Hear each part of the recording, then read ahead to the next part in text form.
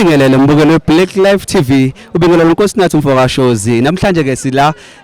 eZululand kaNongoma lapho khona ke ku memorial service yesilo samabandla yebo ubaba othethe uyatshalwa ke namhlanje ngicela ke ukubuza ke kubaba la ukuthi lolu suku lusho ukuthini kuwena namhlanje baba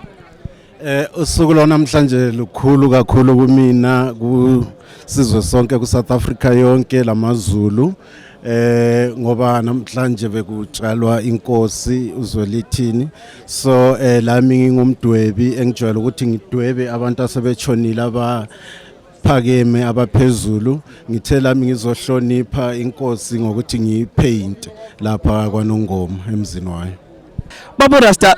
enkundleni zokuxhumana udume njengomuntu odweba into engeyona le ekusuke kuyona kodwa mangithi ngiyabheka la ubaba ubayede umdube wawo yena ngabe kwenze njani udwebele lo baba noma mhlambe ubaba bayede noma khona okusizile ngicela ukuthi usichazele kabazi ngoba impela lokhu ovamise ukuthi wena ukudwebe udume ngokuthi cha usuke ushaya eceleni kanti la wenzeke kanjani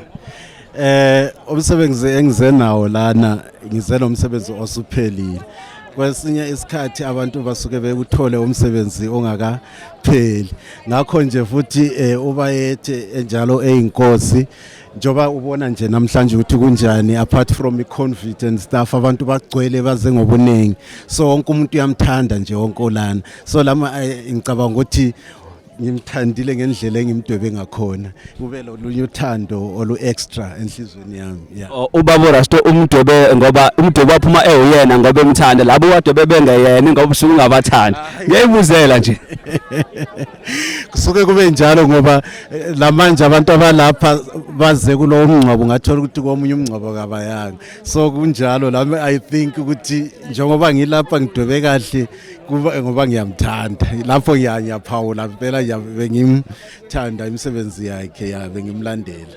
mbukeli we-Black Life uyizweleke mangekona usuke ngakuthandi lokho akuthandayo kube yikona I love you too bye.